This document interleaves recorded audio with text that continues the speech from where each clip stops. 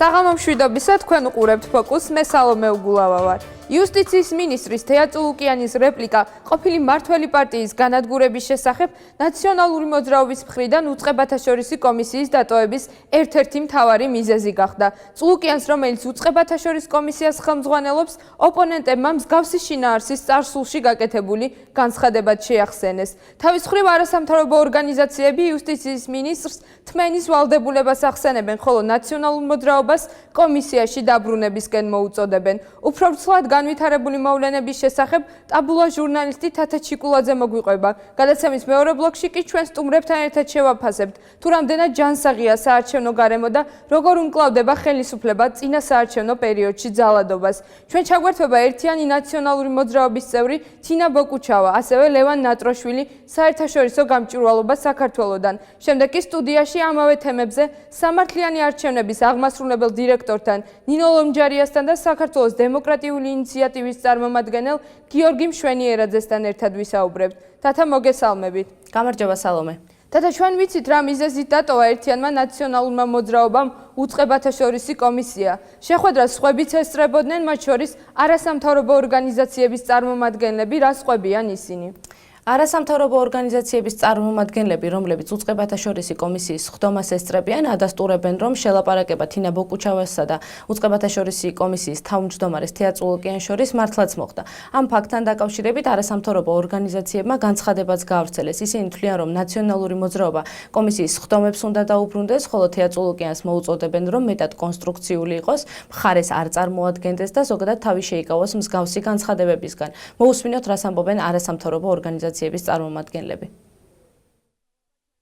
მას როგორც კომისიის თავმჯდომარეს მაქსიმალურად მოეთხოვება, რომ იყოს ნებისმიერი წევრის, ნებისმიერი დამსწრის მიმართ აბსოლუტურად კონსტრუქციული. მე არ ვამბობ იმას, რომ ის რაც მოხდა თუნდაც 11 ოქტომბრის ხდომაზე იყო საფუძველი იმისა, რომ ნაციონალურ მოძრაობას დაეტოვებინა და ბოიკოტირება გამოეცხადებინა ხდომისთვის. მაგრამ კომისიასაც ცხადია ევალება ის, რომ არ შექმნას არც ერთი საფუძველი იმისა, რომელიმე პოლიტიკურმა პარტიამ დატოვოს ხდომაზე. ვადასტურებთ იმას, რომ არ იყო შემთხვევები, როდესაც შელაპარაკებები ხდებოდა ნაციონალურ მოძრაობასა და უწყებათაშორისი კომისიის თავმჯდომარეს შორის და ხშირ შემთხვევაში ეს პლატფორმა გამოიყენებოდა პოლიტიკური დისკუსიისთვის, რაც არის ცუდი. მე ვფიქრობ, რომ ამ კომისიის მიზანი არის კონკრეტული წინასაარჩევნო პრობლემების გადაჭრა და გადაწყვეტა და შესაბამისად ამაზე უნდა გააკეთოს ფოკუსირება, ასე ვთქვათ, კომისიამ. არასამთავრობო ორგანიზაციების წარმომადგენლები ასევე ამბობენ, რომ მიუხედავად იმისა, რომ წინა წელს წინასაარჩევნოდ ბევრად დაძაბული სიტუაცია იყო უწყებათაშორისი კომისიის ხდომაზე, დღის წესრიგში არ დამდგარა კონსტრუქციულობის პრობლემა. თათა, რა შეფასებები მოყვა იუსტიციის მინისტრის გაკეთებულ რეპლიკას პოლიტიკურ სპექტრში? არასამთავრობო ორგანიზაციების წარმომადგენლები ამბობენ, რომ თეა წულუკიანს, როგორც კომისიის თავმჯდომარეს, თმენის მეტი ვალდებულება აქვს. რაც შეეხება ნაციონალურ მოძრაობას, აქ აცხადებენ, რომ ამ ეტაპზე მათი კომისიის ხდომებზე დაბრუნება აზრს მოკლებული და შეურაცხმყოფელი არის. ხოლო რაც შეეხება მმართველ გუნდს, განცხადება გააკეთა გიორგი მარგველაშვილმა, მან თავი შეიკავა წულუკიანის რეპლიკის კომენტირებისგან და მხოლოდ აქცენტი გააკეთა ნაციონალურ მოძრაობაზე. გიორგი მარგველაშვილი ამბობს, რომ ჩვენ საქმე გვაქვს ნაციონალური მხრიდან ეპატაჟთან, რომლითაც ნაციონალური მოძრაობის წევრები ცდილობენ ჩრდილი მიაყენონ წინასაარჩევნო გარემოს და ზოგადად არჩევნებს. მოусმინოთ პოლიტიკოსებს. შეკითხვის დასმის პრობლემა არავის არ აქვს, ოღონდ შეკითხვის დასმა არ ხდება, ასე ვთქვათ, შეურაცხყოფით, პოლიციელებზე გადმოხტომით და ლანძღვაგინებით. ყველაფერს აქვს თავისი ფორმა. მე არასდროს უკან არ დამიხევია არავისთან საუბარზე. ეკონომიკურ და სოციალურ პრობლემასთან ერთად ჩვენს ხალხს აწუხებს კიდევ ერთი პრობლემა, რომელიც უკავშირდება მუდმივ დაპირისპირებულობას, არეულობას, აგრესიას ერთმანეთის მიმართ და ერთმანეთის წინააღმდეგ. ასეთი არჩევნები საქართველოს არ ახსოვს. ასეთი მშვიდობიანი და ასეთი თავისუფალი.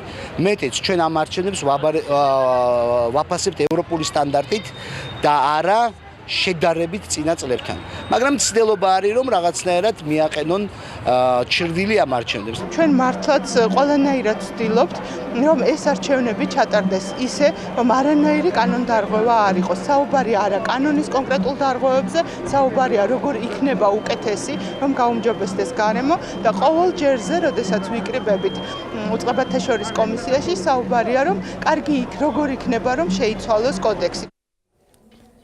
თათა, თავად თეა წულუკიანი რას ამბობს მომხდარის შესახებ? თეა წულუკიანი ნაციონალური მოძრაობის მხრიდან საბოტაჟზე საუბრობს და ამბობს, რომ მათი შეთავაზება თანამშრომლობის შესახებ ფასადური არის. მიუხედავად ამ განცხადებისა, წულუკიანი მოუწოდებს ნაციონალურ მოძრაობას კომისიის სხდომებს დაუბრუნდნენ იმ მიზნით, რომ მათ დავით ბაქრაძის რეიტინგი შეინარჩუნონ. მოусმინოთ თეა წულუკიანს. ნაციონალური მოძრაობა უწყებათა შორისი საბჭოდან გასვლით აზიანებს საკუთარ კანდიდატს და აზიანებს იმ ამორჩეველს, რომელიც შეიძლება მხარს უჭერდეს დავით ბაქრაძეს. ამიტომ მე პირველ რიგში მინდა ნაციონალური მოძრაობის კანდიდატს ურჩიო, რომ ეს მდგომარეობა რაც შეიძლება მალე გამოასწოროს და დააბრუნოს თავისი პარტია იქ, სადაც ჩვენ ვიხილავთ კანდიდატებისთვის მნიშვნელოვან საკითხებს. ჩვენ ბოლომდე უნდა ჩავაბაროთ წარსულს ნაციონალური მოძრაობის მმართველობის დროს არსებული კულტურა, ბოიკოტის კულტურა, ფასადის და კულტურა წუწუნის.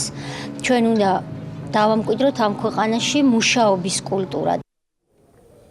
დავამატებ იმასაც, რომ თეა წულუკიანს ოპონენტებმა ძველი განცხადებები გაახსენეს, როდესაც მან თქვა, რომ მისი ერთადერთი მიზანი ნაციონალური მოძრაობის ისე დამარცხება იყო, რომ ისინი უმრავლესობაში ვეღარასოდეს მოსულიყვნენ.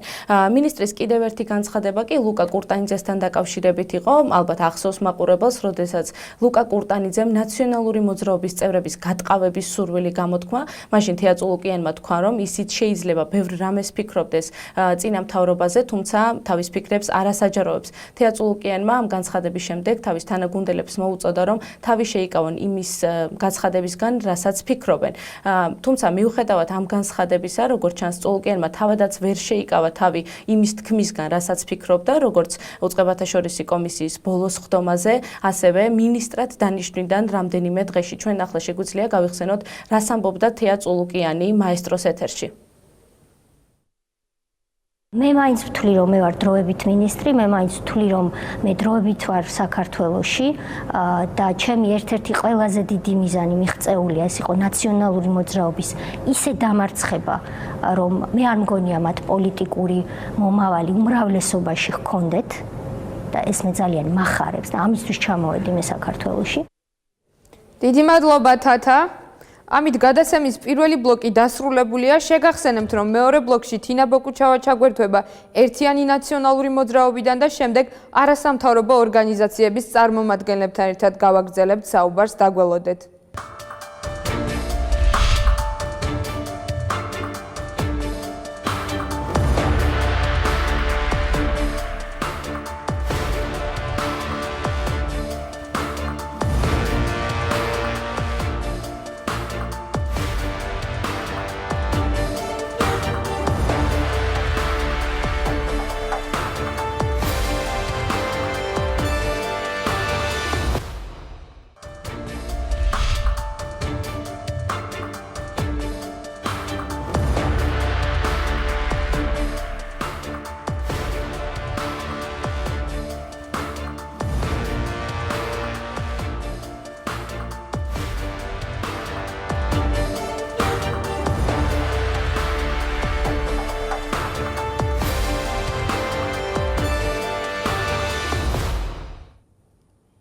ბრუნდებით პირდაპირ ეთერში სამართლიანი არჩევნების აღმასრულებელ დირექტორთან ნინო ლომჯარიასთან და საქართველოს დემოკრატიული ინიციატივის წარმომადგენელ გიორგი მშვენიერაძესთან ერთად პირველ რიგში ორივე სტუმარს ძალიან დიდი მადლობა მინდა გადაუხადო სტუდიაში მობრძანებისთვის და სანამ თქვენთან შეკითხვებით გადმოვალთ, მანამდე ჩვენ ერთიანი ნაციონალური მოძრაობის წარმომადგენელი თინა ბოკუჩავა ჩაგვერთვება სამწუხაროდ ხელისუფლების წარმომადგენლებმა უწყებათა შორისი კომისიიდან არან ვერ მოახერხეს გადაცემაში მონაწილეობა, ასევე ჩვენ მოგვიანებით ჩაგვერთვება საერთაშორისო გამჭვირვალობა საქართველოს წარმომადგენელი ლევან ნატროშვილი. თინა, მოგესალმებით. მოგესალმებით. თინა, ქართული ოცნების საპრეზიდენტო კანდიდატმა გიორგი მარგველაშვილმა თქვენი პარტიის კომისიიდან გასვლა ეპატაჟად შეაფასა. თქვენი აზრით, ჰქონდა თუ არა საკმარისი საფუძველი, რომ დაგეტოვებინათ კომისია? მრავალი კვირის მანძილზე, მიუხედავად იმისა, რომ ეს კომისია რეალურად არ ასრულებდა თავის მთავარ ფუნქციას და აბსოლუტურად უგულებელყოფდა იმ საჩივრებს, რომელსაც ჩვენ ვუგზავნიდით უწყებათა შორის კომისიას, ჩვენ მაინც ვაგრძელებდით მონაწილეობის მიღებას მის სამუშაოში.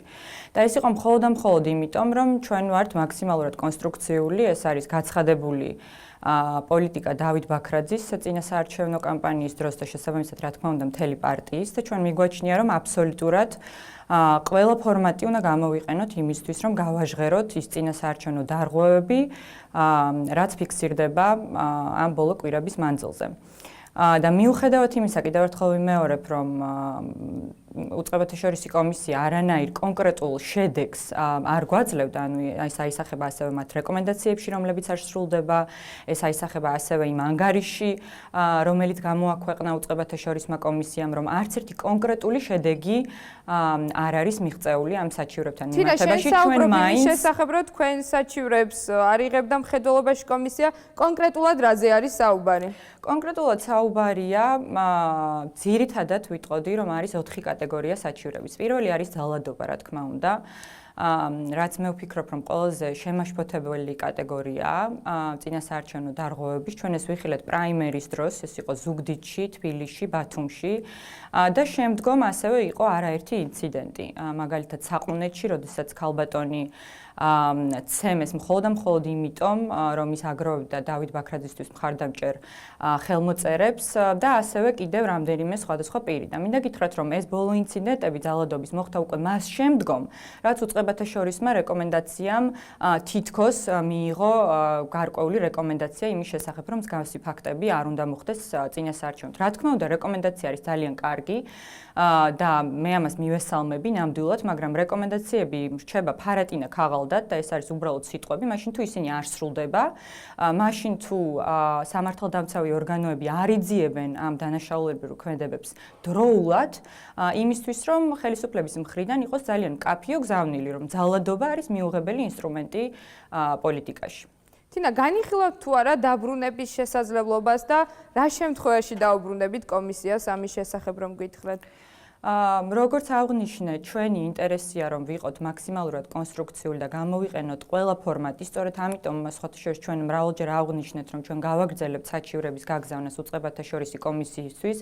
ანუ ისინი მაინც იქნებიან, რა თქმა უნდა, ინფორმირებული იმის შესახებ თუ რას ვაკვირდებით ჩვენ რა სახის დარღვევებს, ასევე გავაგზავნით ამ საჩივრებს საერთაშორისო და ადგილობრივ სადამკვირვებლო ორგანიზაციებში, თუმცა თუ უწყებათა შორისი კომისიის თავმჯდომარის და ხელისუფლების დამოკიდებულება არ შეიცვლება და ეს აისახება, რა თქმა უნდა, კონკრეტულ ნაბიჯებში, მაგალითად, თუ არ მოყვება ადეკვატური რეაგირება ძალადობის ამ ფაქტებს, თუ არ შეწყდება ის პოლიტიკური დევნა, რასაც ჩვენ ვხედავთ, რომ ათასობით ადამიანი არის დაკითხული, მაგალითად, მარტვილ საკრებულოში ერთ-ერთი ადამიანი დაკითხეს 32-ჯერ და ეს არის მხოლოდ და მხოლოდ იმიტომ, რომ ეს ადამიანი მხარს უჭერს ერთიანი ნაციონალურ მოძრაობას.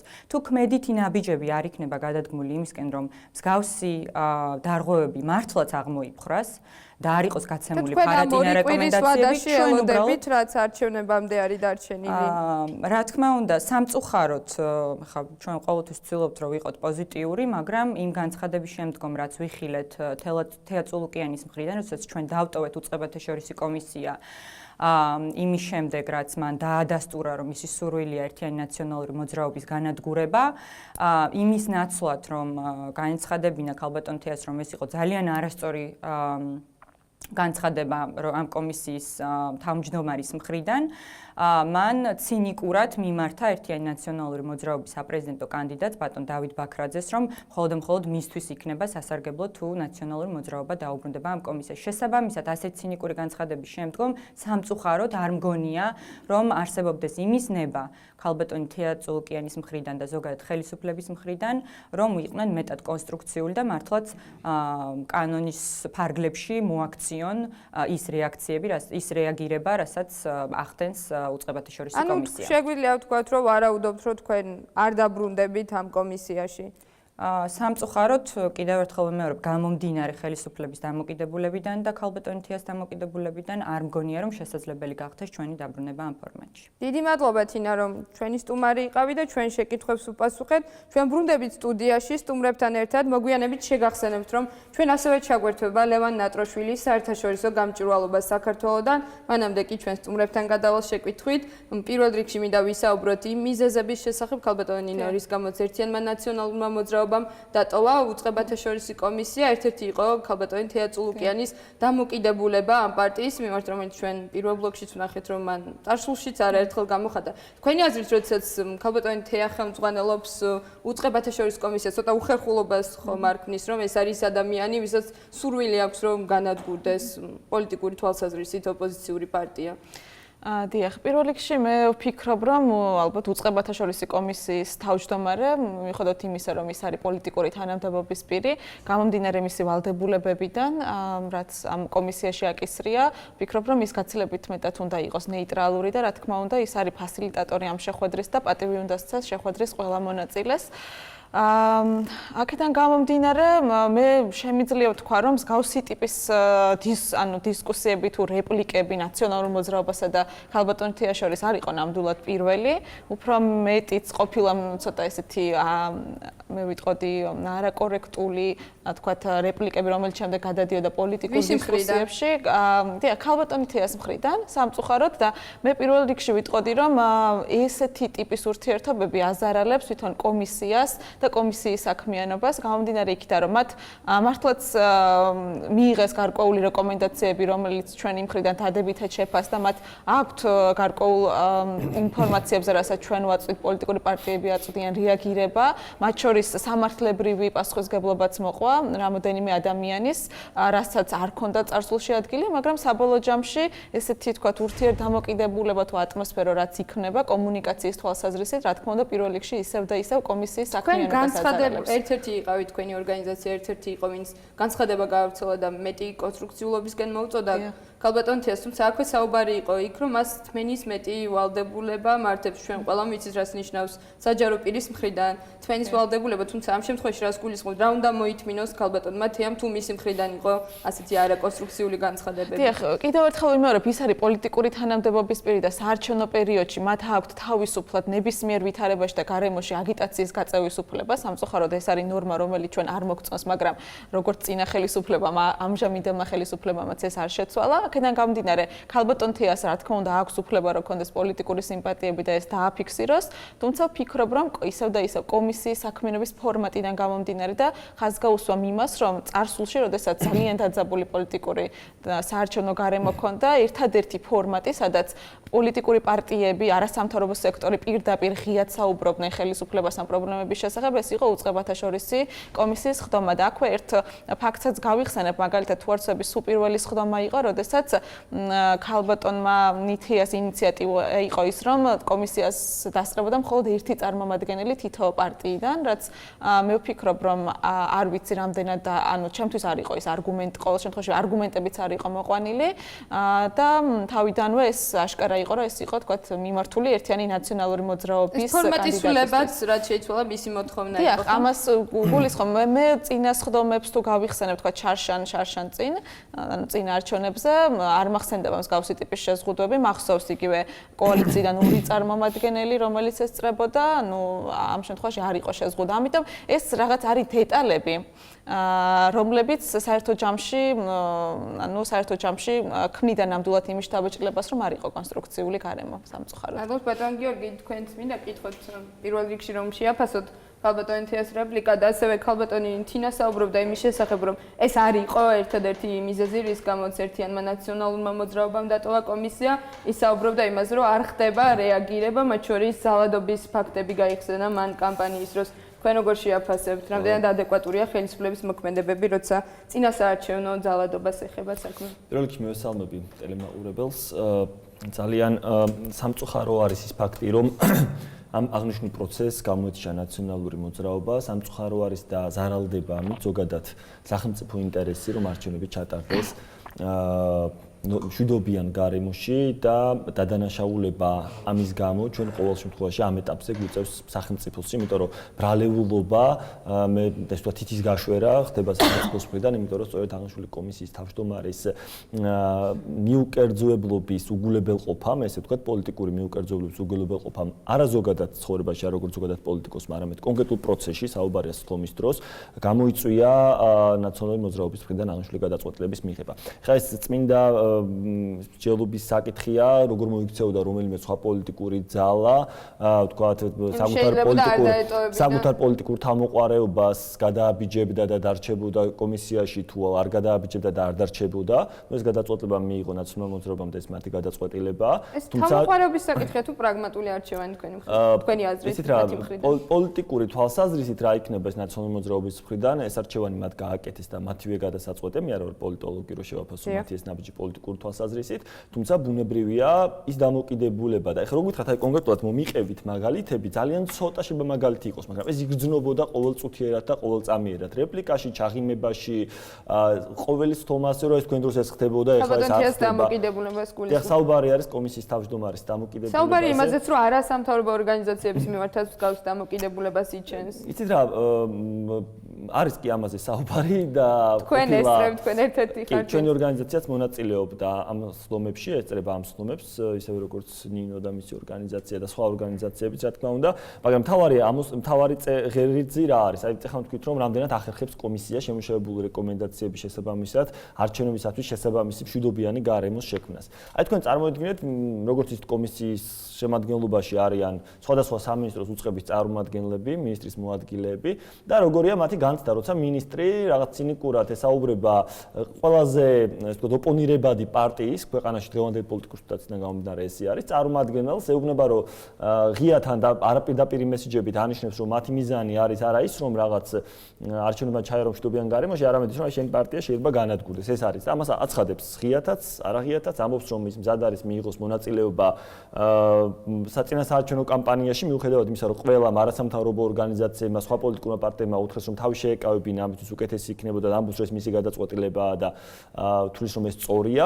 ანუ მიუკერძოებლობის კუთხით პრობლემა ექნება და მეორეს მხრივ ყოველ შეხვედრაზე რაღაც ეს ცინიზმი და არასერიოზული დამოკიდებულება ოპოზიციური პარტიის, თუნდაც შეიძლება ხშირ შემთხვევაში საფუძვლიანი რეკომენდაციების სერიოზულად აღქმას შეიძლება ესეთი დამოკიდებულება, როგორ გავლენას იქონიებს აი მინისტრის მოადგილეებზე, რომლებიც ამ კომისიის წევრები არიან. როცა შინაგან საქმეთა მინისტრის მოადგილეს მაგალითად ეუბნები, რომ აი პოლიციამ, პროკურატურის წარმომადგენელს ეუბნები, რომ აი პოლიციამ და პროკურატურამ რომ კაცრად უნდა იმოქმედოს, როდესაც ხდება პოლიტიკური ოპონენტების დევნა ქვეყანაში, ხო? და ამ დროს იქვე ამას ქვეტექსტად მისდევს ჩაღიმება, თქვენ დროს რა ხდებოდა, გახსოვს აი ეგეთი კონტექსტის ტექსტები. აქედან გამომდინარე ბუნებრივია ეს აზარალებს ფორმატსაც, ამის თქმა მინდა და მეორეს მხრივ აღმავებს განცდას იმ პარტიაში ან თუნდაც ჩვენში არასამთავრობო ორგანიზაციებში, რომ რამდენად არის რეალური და ეს თქვა კონკრეტულ მიზანზე ორიენტირებული შეხვედრები. თუ ეს არის რაღაც ბუტაფორიული შეხვედრები, სადაც მსჯელობს, ჩვენ თითქოს რაღაც გულს ვიფხანთ, ყველაფერს სათქმელს ვამბობ და შემდეგ მოვდივართ სახში და არაფერი კეთდება. აი ეს არის ის კითხვები, რომლებიც მე პირადადაც გამაჩნია და პასუხისგაცემა მე პირადადაც მიჩის ამ კითხვებზე, იმიტომ რომ ვთქვათ, ერთის მხრივ არის დეკლარირება მიღებული დოკუმენტების სახით, რომელიც რეკომენდაციის ხასიათს ატარებს და მეორეს მხრივ არის განწყობები, რომლებიც აშკარად ჩანს ამ კომისიის სხდომებზე.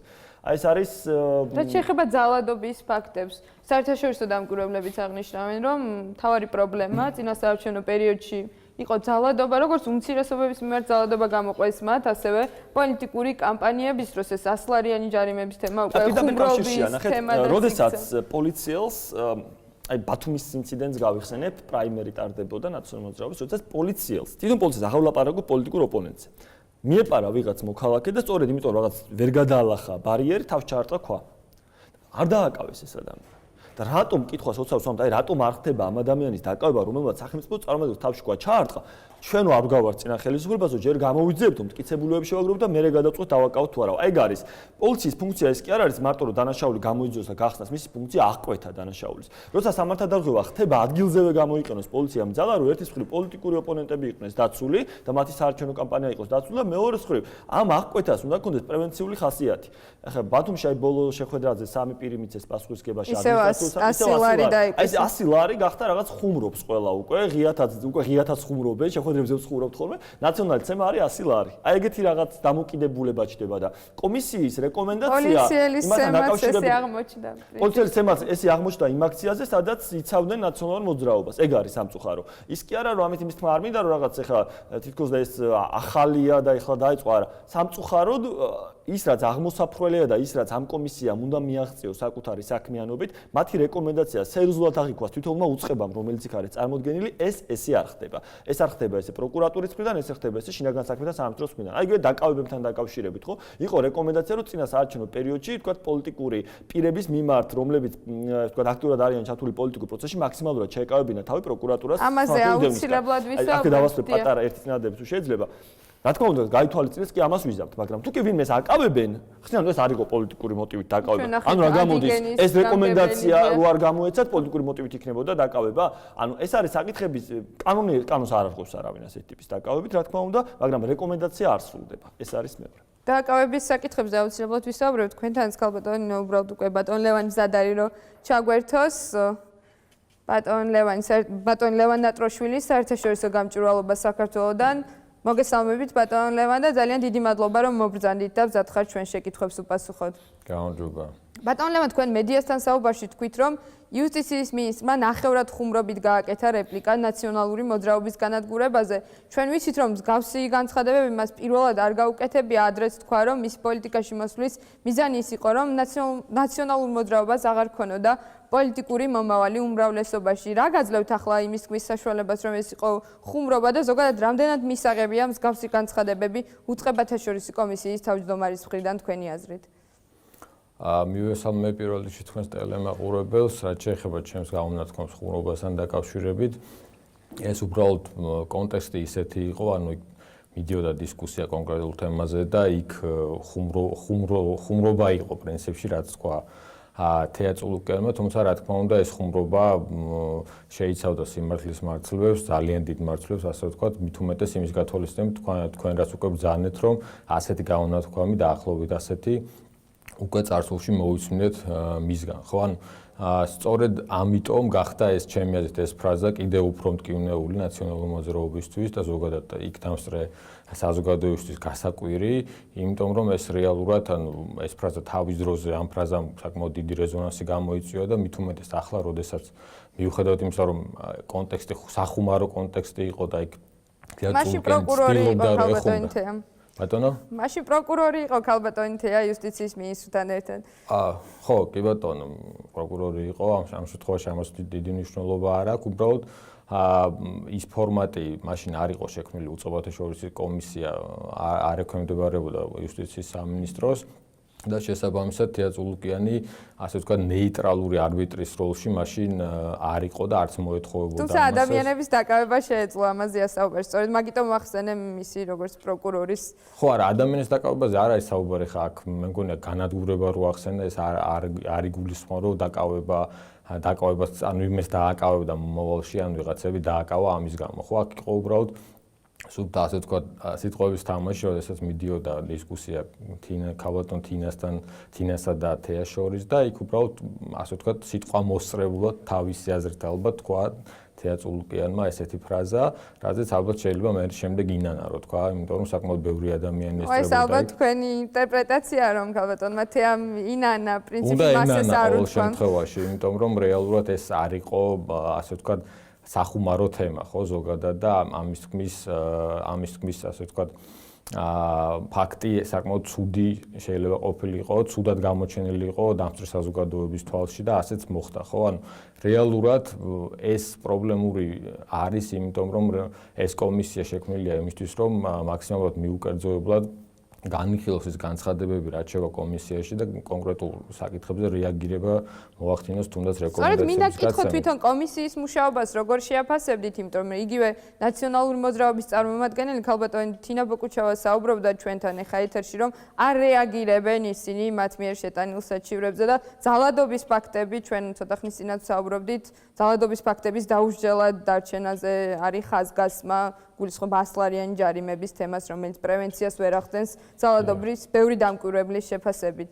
ხო, იცით რა არის, ხა კომისია ვიცით ჩვენ მისი მანდატი, კომისია რა თქმა უნდა ჯარიმებს არ განსაზღვრავს, ვის რამდენი ჯარიმა უნდა დაუწესო კომისიას რაც შეუძლია არის რეკომენდაციების გაცემა და ასევე კონკრეტული ასე ვთქვათ კოორდინაციის გაწევა სახელმწიფო სტრუქტურებს შორის და ასე ვთქვათ ინსტრუქციების მიცემა, ხო? ეს მეორე საკითხია სრულდება თუ არა ეს ინსტრუქციები. დიახ, ზუსტად მაგას გეკითხა. კანონით რა თქმა უნდა არ არის სავალდებულო ეს რეკომენდაციები.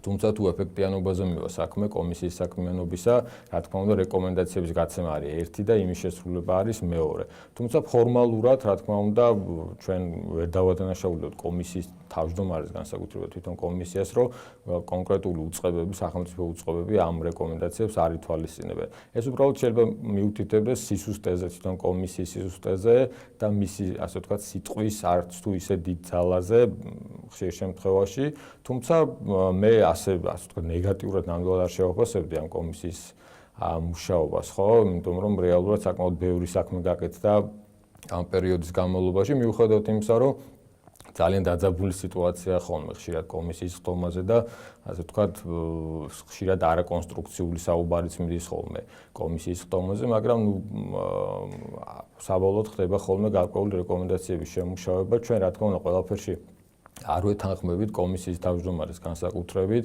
ანუ არის საკითხები თქვა, რაზეც უკეთესი რეაგირება შეიძლებოდა გაკეთებულიყო და რას გულისხმობთ? აი მაგალითად აგიტაციაში საჯარო მოხელეების მონაწილეობას, განსაკუთრებით პოლიციის თანამშრომლების მონაწილეობას, ანუ რა თქმა აი ეს აგიტაცია გახდა ერთ-ერთი ასე ვთქვათ კინეული საკითხი კომისიისთვის და ჩვენ ვითხოვდით რომ ეს აგიტაცია და აგიტაციაში მონაწილეობის გამიჯვნა მომხდარიყო და თუნდაც პოლიციის თანამშრომლები რომლებიც ესწრებოდნენ სააგიტაციო შეხვედრას, მათ აგიტაციაში მონაწილეობა ჩათვლოდათ და თუ მათ უსაფრთხოების მიზნით სურდათ დასწრება და ასე იყო სავალდებულო და საჭირო, ამ შემთხვევაში ფორმები ჩაეცვათ და სწორედ აი ამ თემაზე იყო საკმაოდ ისეთი მტკივნეული დისკუსიები, რასაც მოყვა ის რომ გაითვალისწინეს ეს კონკრეტული რეკომენდაციები ჩვენი და მინისტრის ბრძანებაც გამოიცა, თუ არ ვცდები გამოცემული აქვს ეს ბრძანება. რომელიც კონკრეტულად ინსტრუქციებს გასცემს პოლიციელებმა, როგორ უნდა იმოქმედონ აი ამ სააგიტაციო შეხვედრების დროს. თუმცა აი ამ ბრძანების მიუხედავად ჩვენ დავინახეთ, რომ მაგალითად ზუგდიდში ერთ-ერთმა ინტერნეტ ასე ვთქვათ გამოცემამ გაავრცელა ფოტოები, სადაც კვლავ დავინახეთ ეს პოლიციის თანამშრომლები ფორმების გარეშე, როგორ მოძრაობდნენ ამ შეხვედრის დროს. ხო, ანუ რეალურად აი კიდევ დგება ეს საკითხი რეკომენდაციების, ინსტრუქციების შესრულებისა და აღსრულებისა, რაც რა თქმა უნდა პრობლემაა. ერთ-ერთი მიზეზი, რის გამოც იუსტიციის მინისტრის დაქვემდებარების ქვეშ გადავიდა ეს საბჭო, მაშინ დასახელდა ის, რომ ქართულ ოცნებაში ძლიერი პოლიტიკური ფიგურა უხელმძღვანელობდა საბჭოს, რომელიც კოორდინირებას უკეთ მოახდენდა მთავრობის სხვადასხვა უწყებებს შორის. თქვენი აზრით გაამართლა თუ არა ამან თქვენ ახლა ზუსტად ხარვეზებზე საუბრობდით კოორდინირების?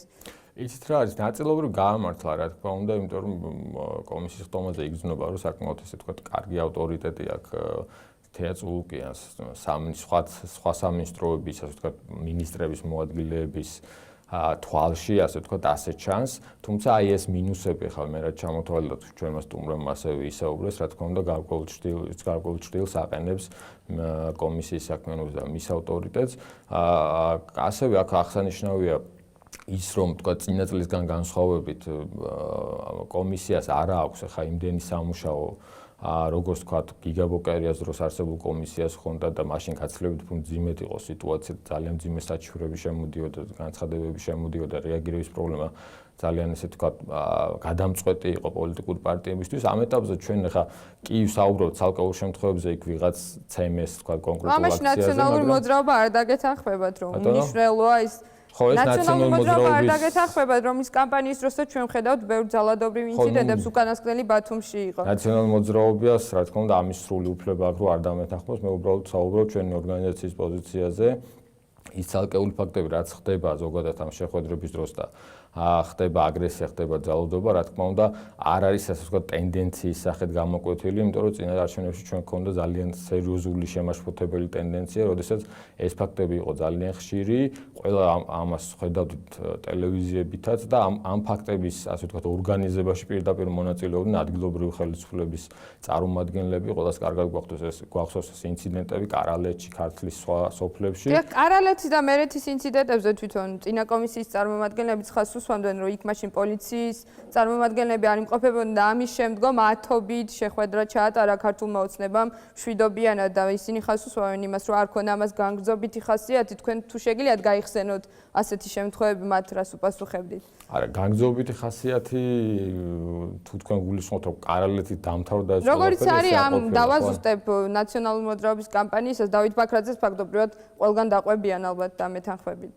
უკანასკნელი ინციდენტი. კი ბატონო, მე უბრალოდ იმას ვაუბრობ, რომ კარალეთი და დიცის ინციდენტი იყო, ასე ვთქვათ, გვირგვინი ბერეთის ინციდენტი იყო გვირგვინი იმ ძალადობისა, რაც რეალურად სიტყვიერი და ფიზიკური ძალადობისა, რაც რეალურად ქართულ ოცნებას ძალიან ხშირად ხდებოდა ხოლმე რეგიონებში, როცა ჩადიოდნენ მისი ასე ვთქვათ აგიტატორები და მისი ლიდერები.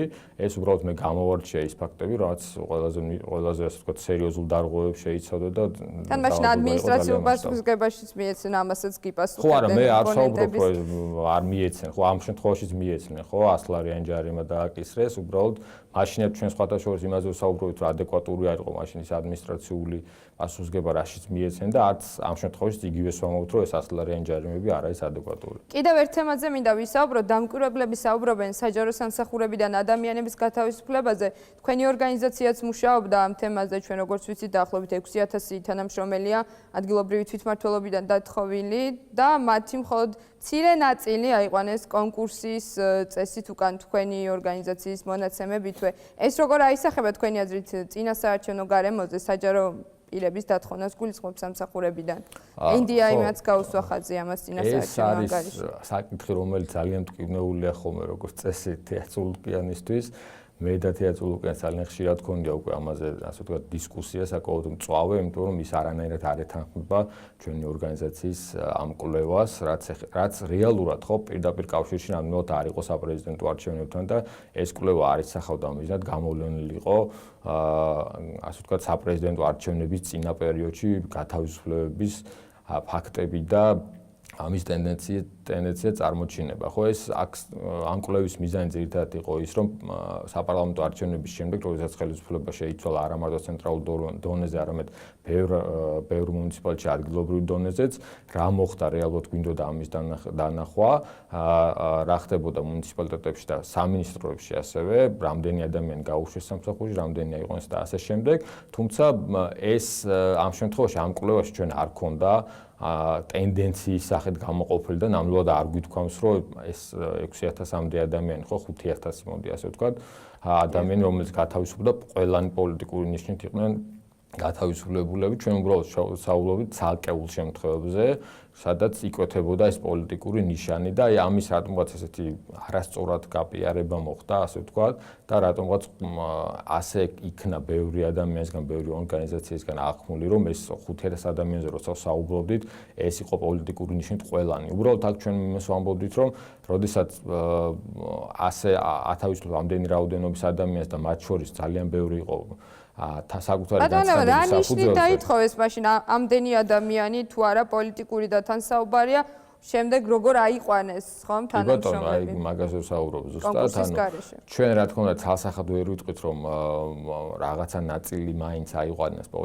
გაათავისუფლეს და აიყვანეს თუნდაც სამსახურში პოლიტიკური ნიშნით, უბრალოდ ჩვენ იმას ვამბობდით რომ აი ეს ტენდენცია რაც იყო მასობრივი გათავისუფლებები განსაკუთრებით საკუთარი განცხადების საფუძველზე ეჭვებს აჩენდა რომ იქ რაღაც კარგად არ იყო და ამ ადამიანებს აიძულებდნენ განცხადება დაეწერათ და საავარაუდო იყო რომ გარკვეული დისკრიმინაციული ნიშნით ყოფილიყო ხშირ შემთხვევაში ეს გათავისუფლებები და გარკვეულ დისკრიმინაციულ ნიშანში არ გულისხმობთ მხოლოდ პოლიტიკური, აქ შეიძლება ყოფილიყო მეგობრული, ნეპოტიზმის ნიშნები და სხვა ასე ვთქვათ, პირადი, არა, პოლიტიკურს რა თქმა უნდა არ უკავშირდება პირდაპირ ნეპოტიზმი სხვა თემა არის შეიძლება უკავშირდებოდეს. განსაკუთრებით მნიშვნელოვანი იყო სამსახურში აყვანის ტენდენცია, როდესაც სულ რაღაც 4% ამ ახალი თანამშრომლებისა და ახლობლად 7000 თანამშრომლამდე აქედან მხოლოდ 4% იყო აყვანილი კონკურსის წესით, რაც ასევე ძალიან დიდ კითხვის ნიშნებს აჩენდა და დიდ ეჭვს აჩენდა, რომ ეს სამსახურში ამ ხალხის მიღება ხდებოდა პოლიტიკური ნიშნით, მეგობრული ნიშნით, ნათესაური ნიშნით და ასე შემდეგ, ხო? თუმცა კონკრეტული ფაქტების დადასტურება ძალიან რთულია, ხო? ანუ ეს ძალიან ასე ვთქვათ, ფართო მასშტაბიანი სრულყოფილი კვლევა უნდა ჩატარდეს ამ კუთხით და აქაც 100% დარწმუნებული ძალიან რთულია რომ იყო. დიახ, ბატონ ლევან, ძალიან დიდი მადლობა რომ ჩვენი სტუმარი იყავით და შეკითხვებს უპასუხეთ. მადლობთ კიდევ ერთხელ. ბატონ ნინო, თქვენთან გადმოვალ. ბატონ გიორგისთან საუბარი ამ ძალადობრივი ინციდენტების შესახებ დავასრულეთ და პრინციპში ამის შესახებ ბატონ ლევანთანაც ვისაუბრეთ. თქვენი აზრით რამდენად არის პრევენციას 100-ლარიანი ჯარიმები და ზოგადად რაზე მეტყველებს ამგვარ პასუხისგებაში მიცემს? სამწუხაროდ ისევე როგორც შარშან წელსაც აქტუალურია ძალადობრივი ტიპის ქმედებები პოლიტიკური ოპონენტების მიმართ, თუმცა მე მაინც შევადარებდი, ანუ როგორც ვნახეთ სიუჟეტში, ბატონი მარგველაშვილი საუბრობდა იმაზე, რომ შარშანდელ არჩევნებს არ ადარებენ წლევანდელს და ევროპულ სტანდარტებს ადარებენ, რასაც მე ვერ გავიზიარებდი პირადად, იმიტომ რომ ევროპული სტანდარტებისგან ვფიქრობ, რომ კვლავ ისევ შორს ვართ და მე პირადად, როდესაც ამ არჩევნებზე ვსაუბრობ, ყოველთვის ვადარებ წინა არჩევნების საარჩევნო გარემოს და შემიძლია ვთქვა, რომ იგივე ძალადობრივი ქმედებები ჩვენ აღნუსხული გვაქვს ყველა ძალადობრივი ქმედება, რასაც კი ადგილი ქონდა შარშან და რაოდენობას თუ ავიღებთ და შევადარებთ, რა თქმა უნდა, გაცილებით ნაკლებია წელს, მაგრამ სამწუხაროა ის, რომ კვლავ არის გაცილებით ნაკლებია წელს, კი, რა თქმა უნდა, ნებისმიერი ტიპის ინციდენტი, ეს იქნება ძალადობა, რესურსის გამოყენება თუ სხვა და სხვა, არის გაცილებით ნაკლები, თუმცა არის. ნამდვილად და ეს არის ძალიან სამწუხარო, როგორც შარშან წელსაც და ალბათ უფრო წელს უფრო მეტად გაცილებით არაადეკვატურია სანქცია, იმიტომ რომ ეს არის ყველაზე ალბათ სამწუხარო რაც შეიძლება მოხდეს წინა საარჩევნო პერიოდში და 100-ლარიანი ჯარიმა ნამდვილად არათუ პრევენცია, მე ვფიქრობ, რომ ახალისებს კიდევაც სამომავლო ძალადობრივ ქმედებებს. თუმცა ერთ-ერთი შემთხვევა რაც შემიძლია გავიხსენო, ეს იყო ახალციხეში ერთ-ერთი ქალბატონის პოლიტიკური ნიშნით ფიზიკური ანგარიშწორების საქმე, რაზეც მე ვიტყოდი, რომ პირველად ალბათ სამართალდამცავებმა ორგანოებმა გამოიძიეს ეს საქმე არჩევნების პერიოდშივე და პასუხისგება, ანუ სასამართლომ დააკისრა სისხლის სამართლის პასუხისგება მოქალაქეს, რაც არის ნამდვილად უპრეცედენტო შემთხვევა, თუმცა აქაც ვიტყოდი, რომ გამოსწორებელი სამუშაო თუ არ ვცდები დაეკისრა ამ ადამიანს, რაც არ მიმაჩნია, რომ არის ისევ და ისევ ადეკვატური სააქცია. 15 დღიანი პატიმრობაც იქ კი ბატონო, შარშანაც იყო 10-15 დღე, აქ კი შარშან გამოყვავდი იმას, რომ ორივე მხარის წარმომადგენლები დაჯარიმდნენ შარშან მსგავს ინციდენტებში და როგორც წესი ერთნაირი სანქციები ეკისრებოდათ მათ მაშინ, როდესაც აშკარად თქვა პროვოცირებას ახდენდა ხოლმე ადამიანები, რომლებიც თქვა ოპოზიციის მიმართ იყვნენ აგრესიულად განწყობილები. ნაციონალურ მოძრაობაში საუბრობენ, რომ კარალეთის და მერეთის ინციდენტების დროს ადგილზე პოლიცია არ იმყოფებოდა და შემდგომში მათ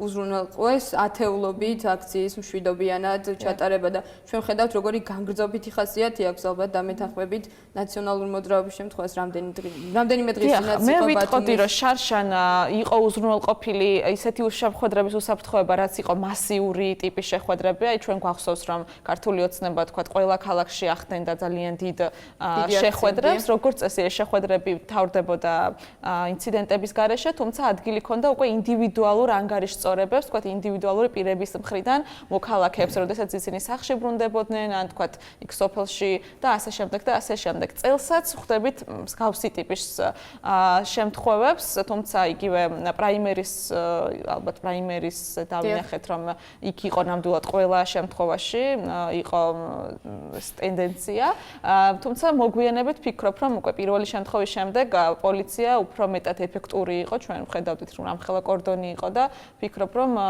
ნამდვილად ხდებოდა ამ შემთხვევაში უკვე მომდევნო შეხვედრების დროს ძალადობრივი ქმედებების პრევენცია. თუმცა კიდევ ერთხელ ვიმეორებ, რომ ალბათ პასუხისმგებლობის გამკაცრება, როდესაც საქმე ეხება პოლიტიკური ნიშნით ადამიანების დევნასა და ფიზიკურ ანგარიშწორებაზე უნდა იყოს ნამდვილად მკაცრი, იმიტომ რომ ეს არის ნამდვილად სამარცხვინო ვიტყოდი ჩვენი ქვეყნის პოლიტიკური ცხოვრებისთვის. დიახ, ბატონ გიორგი, თქვენც მინდა გითხოთ ამის შესახებ. გარკვეული ეჭვები ხომ არ ჩდება იმ პირობებში, როდესაც 100 ლარიანი ჯარიმებით გამოდრებიან უხეშად რო ვთქვა ეს მოძალადეების სიტუაციიდან, იმის შესახებ რომ კოორდინირებულად ხომ არ ხდება ეს მათ შორის სამართალდამცავ ორგანოებთან ერთად, ასევე საუბარი იყო იმაზე, რომ ზოგიერთ შემთხვევაში მათ შორის 8 ფებრუარს პოლიცია ადგილზეც იმყოფებოდა და მიუხედავად იმისა, მათ ვერ აღკვეთა. მე მინდა რომ ერთი ჩანაწერი გავიხსენოთ, ეს ჩვენი ეთერითაც გაშუქდა.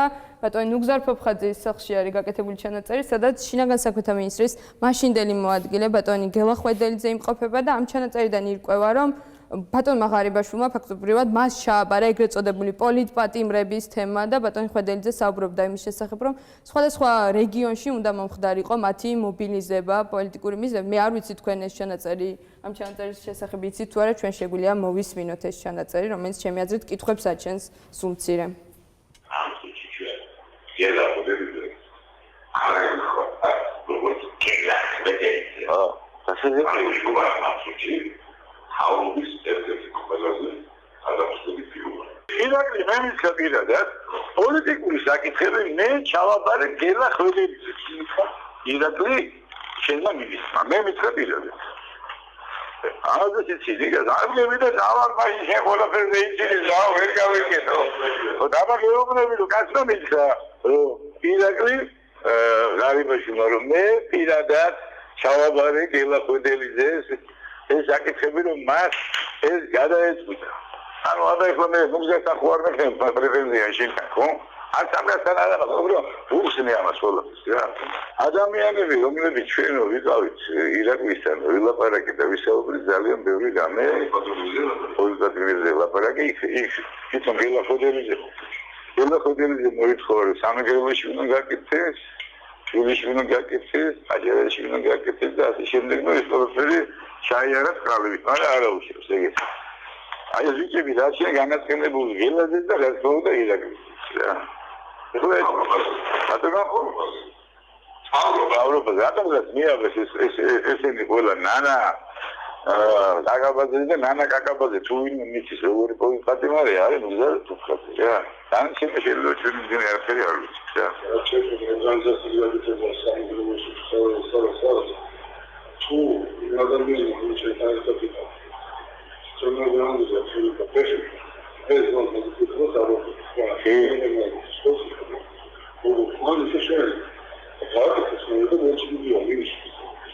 Çağırdı kızı etkilemiş ya. Orada hoş. Ay o. Eyvallah. Allah sizi de davul koysa Havuç nasıl Çeviri. Aslında o sarı bakalmıştı. Bu sarı gerçekten o Kinodon, Esnaf için benim oğlum mesela ama oğlum mesela ne bizim oğlum ama bakar bunu satmak. Bu yani o kelime varlılarına ara bir mahallede satmanız diyorlar. Ha tamam ya. Biz adamla bir şey yapıyoruz. Sonra şey mi diyor metal patimari arabada seni. Ama bir masal şu oldu ya o gibi. Pero yine utkari tamam şunu ne kasmıyor ulaşacak. Utkari kaçırdım. Rodende აიხლა ამას გადავიტანთ ნანასთან საუბრობთ ასე შემდეგ ორნოს მოძრაობა ეგოსვე შეაქციზუხი აჩაბუა ხელი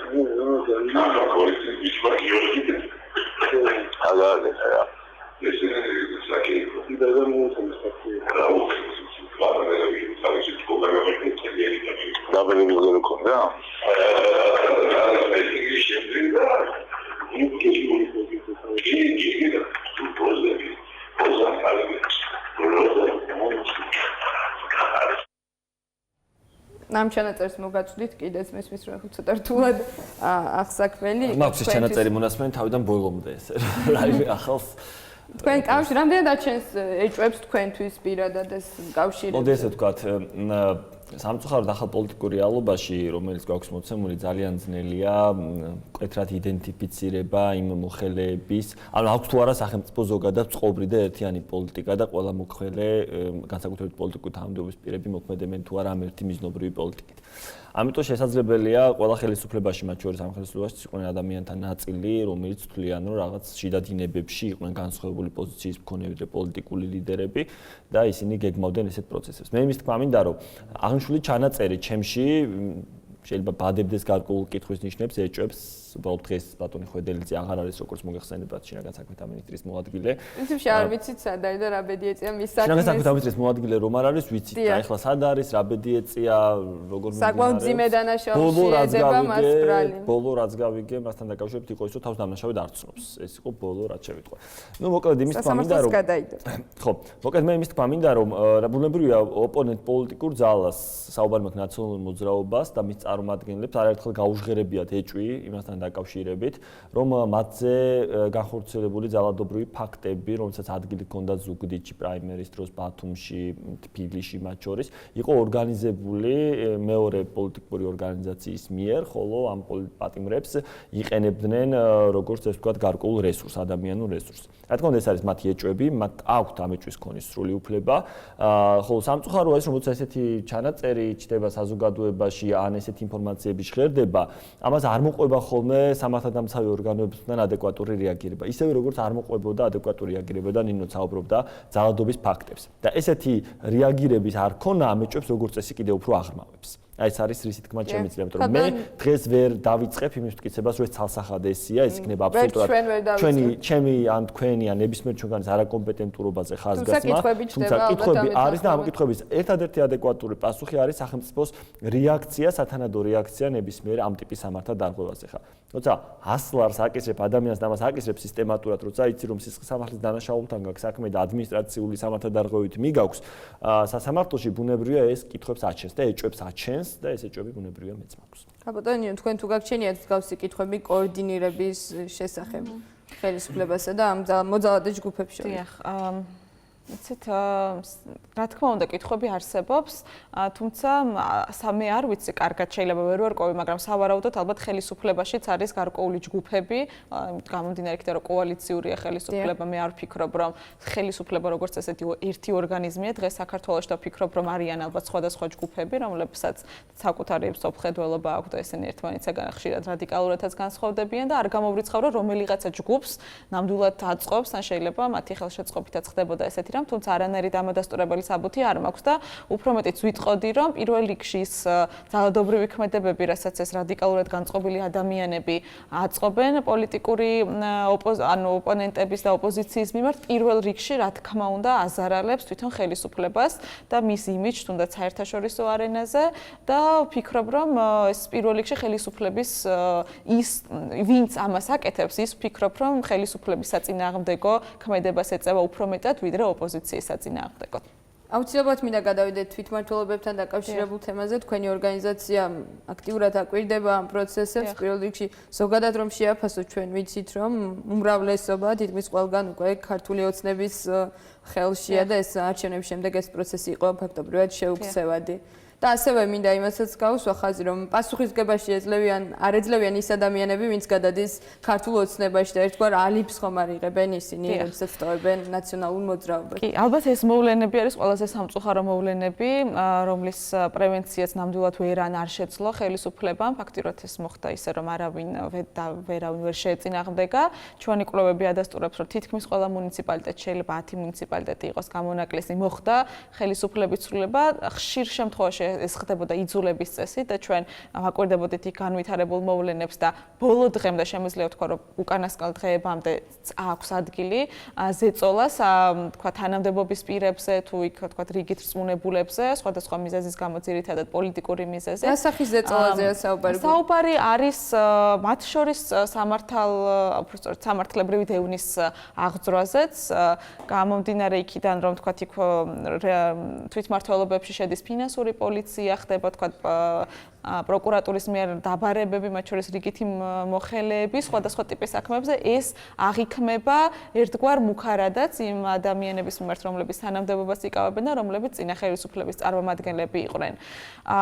გარდა ამისა, ერთ-ერთი ზეწოლის ესეთი გახშირებული ცდელობის ფაქტები იყო, გამოიხატებოდა იმაში, რომ ეწყობოდა აქციები, პერმანენტული აქციები, იყო შენობის ბლოკირება, სხდომის ჩაშლის მცდელობა, ძალადობა და ასე შემდეგ. სხვადასხვა ტიპის, სხვადასხვა სახით ხდებოდა ზეწოლა.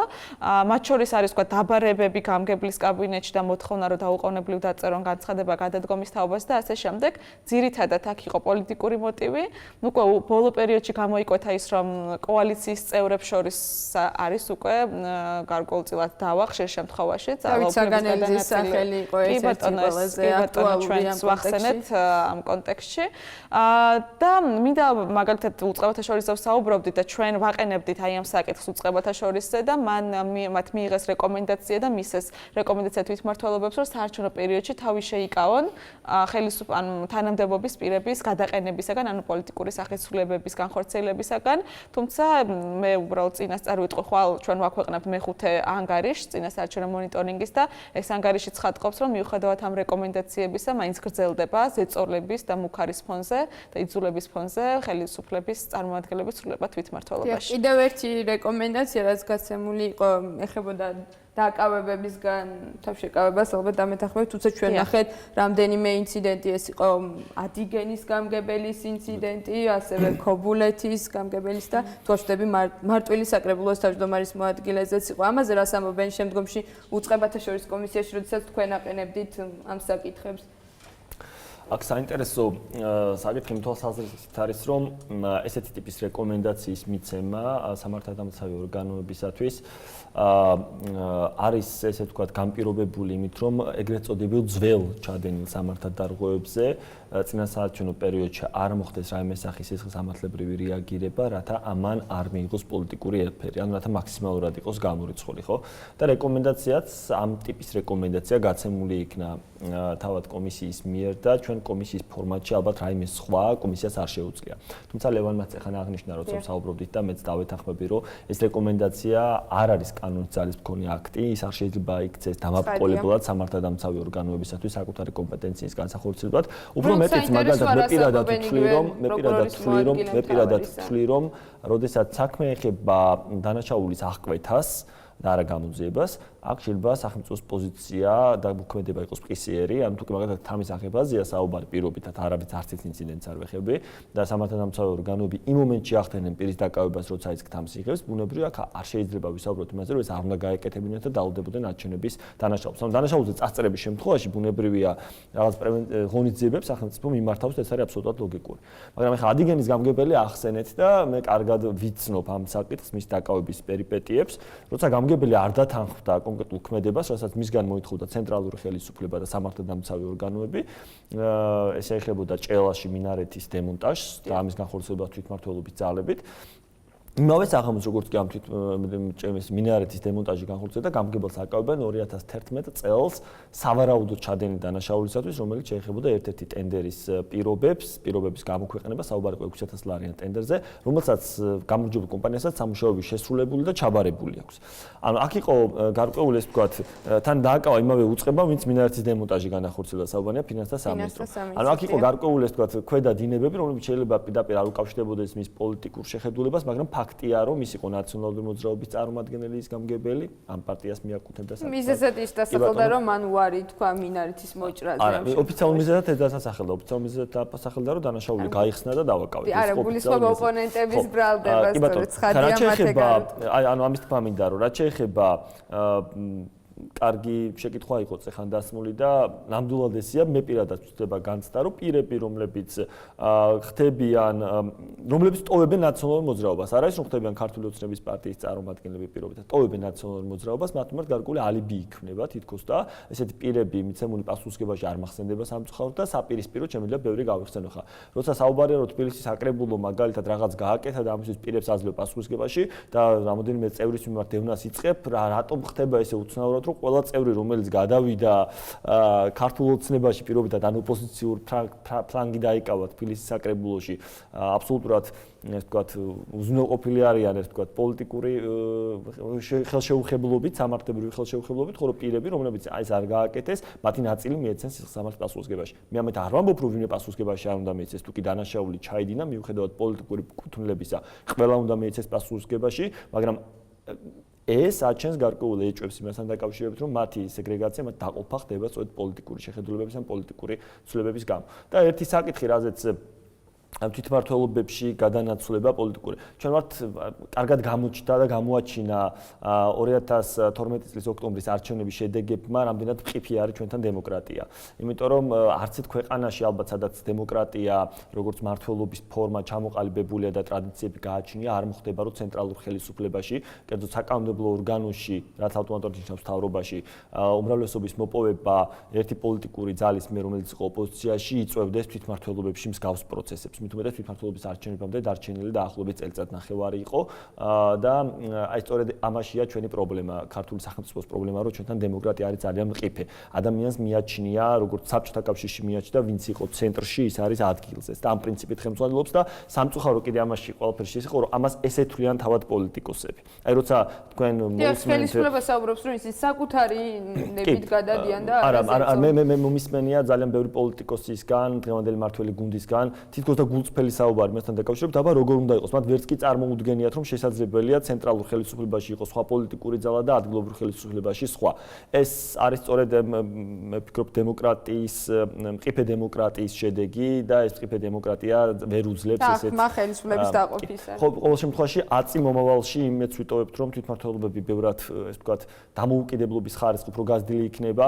ჩვენ ვხედავდით, რომ ვთქვათ წინა ხელისუფლებამ ადგა და კონსტიტუციას კი შეიტანა ცალკე თავი ჩაამატა თვითმმართველობების, მაგრამ ფაქტობრივად თვითმმართველობებმა ვერ იგრძნეს საკუთარი როლი, საკუთარი დანიშნულება და ეს არ არის მარტო იმასთან დაკავშირებული, რომ პოლიტიკური სიძლიერე აკლეთ არის. თუნდაც ფინანსებთან დაკავშირებული, როცა საკუთარი ბიუჯეტი არ აგაქმებული ხარ ცენტრალურ ბიუჯეტზე ხარ, ერთი პარტიის წარმომადგენელი მაგალითად არ გაქვს უმრავლესობა, შეიძლება ტრანსპორტი ნაკლები მოგცეს. ეს ნიშნავს, რომ შენი ამომრჩეველი, რომელიც ყავდა ადგილობრივ დონეზე, უფრო მეტი გაგინაწყენდება. ბევრი საკითხია, რომელიც საჭიროებს გადაწყვეტას.